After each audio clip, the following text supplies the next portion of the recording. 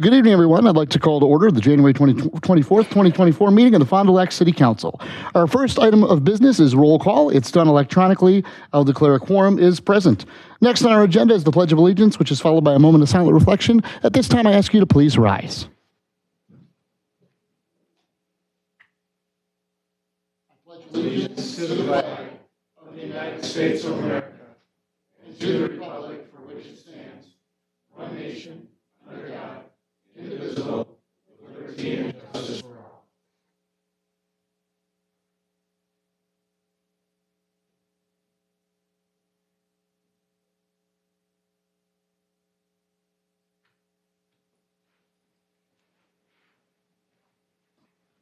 Thank you all. And at this time, I'd like to do the proclamation for the recognition of crossing guards. So if we can do that down front.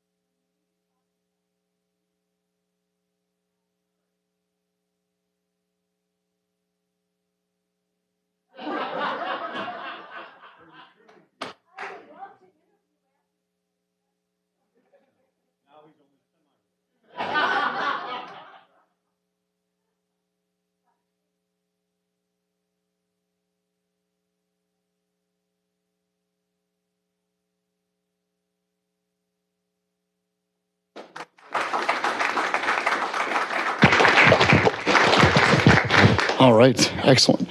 We photo op, we're good? All set? Okay. And this camera did not break. No, the camera didn't break. And Ray, we got your next job lined up already. So, so you're all set. Thank you guys very much. We appreciate it. Yeah. You betcha. And Ray, if you and your wife can join me down front, we'd love to give you the proclamation at this time to recognize your retirement.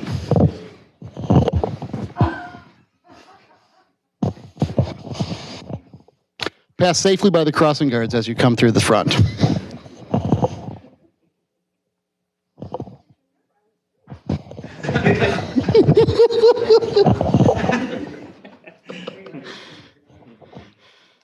Great to see you guys. Thank you for coming. And now we'll do the proclamation recognizing Ray Dilt's retirement.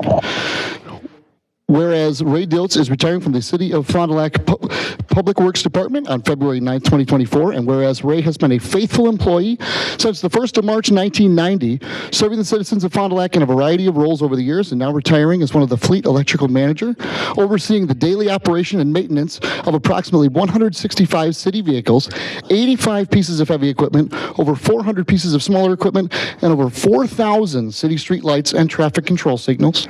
And whereas Ray has been a dedicated employee, answering the after-hours phone calls for street lights and traffic being knocked down, police and fire emergencies, and other vehicles critical to the operations throughout the community. And whereas Ray has navigated through the recent challenges of vehicle shortages and persistence with new ideas to help fulfill other department needs, and maintained a positive attitude and calm demeanor throughout his career, making him an asset to the City of Fond du Lac. And whereas the city wishes to commend Ray for providing excellence in service to the staff and citizens of Fond du Lac and his commitment to professional excellence. Therefore, I, Keith Heisler, President of the Fond du Lac City Council, my signature affixed, do hereby recognize Raymond Diltz for 33 years and 11 months of dedicated service to the City of Fond du Lac, and extend the city's best wishes for a long and prosperous retirement. Thank you, Ray. And Ray, at this time, it's my honor to present you with the key to the city. Oh, thank you. You're so welcome. Thank you very much. We'll do a couple quick photo ops, so we won't make Ray give a speech. Don't worry. No speech.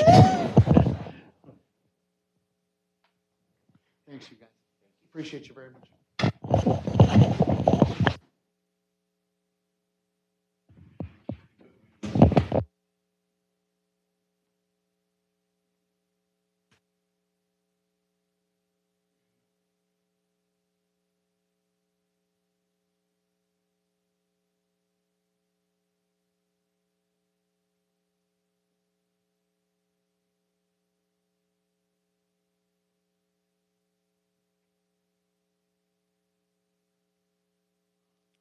All right, thank you both.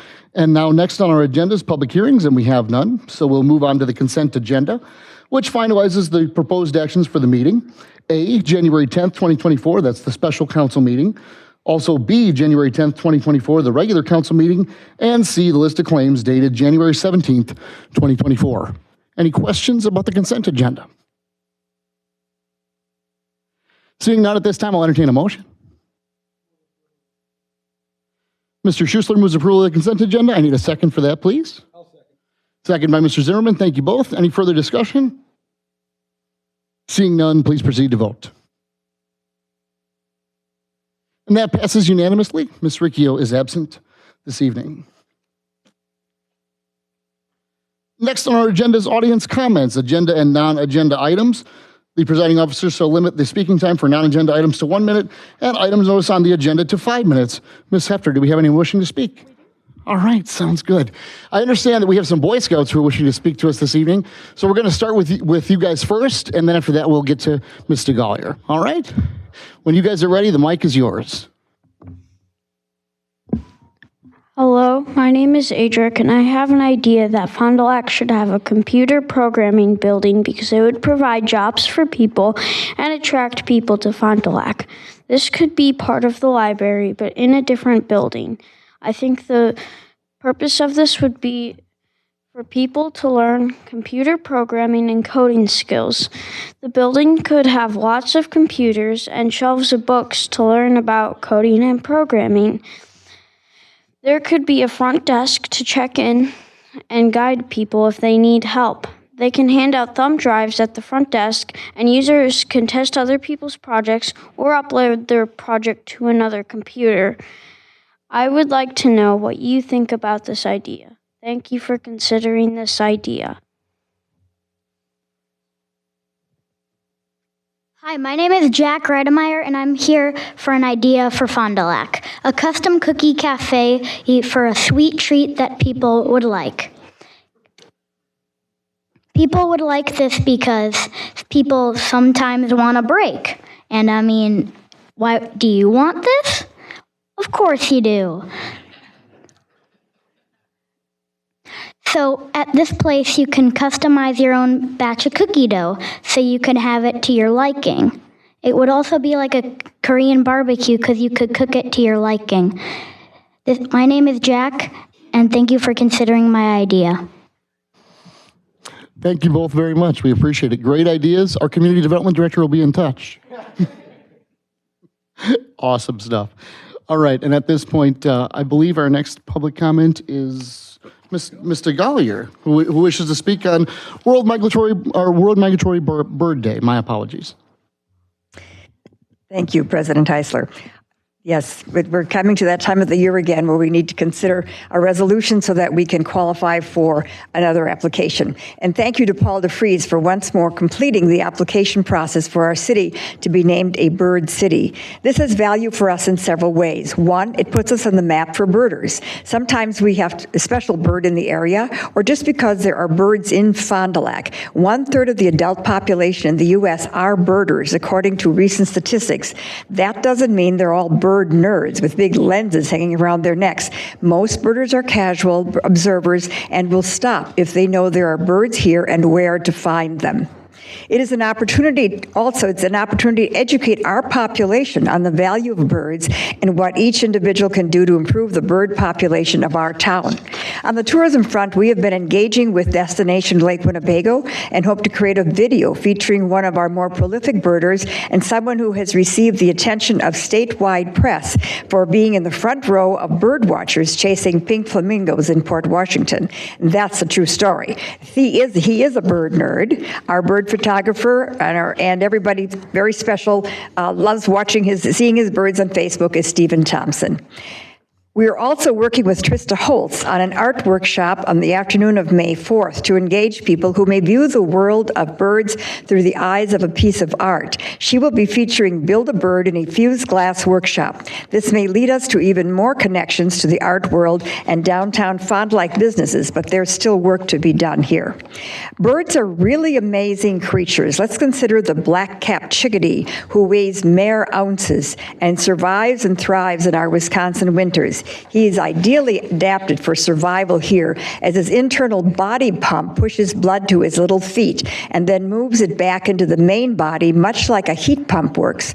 The vein carrying the warm blood down has a thin wall between the vein carrying the blood back up, so that the down blood is warming the up blood flow so that it does not enter his little body at a temperature that could cause shock to this little creature.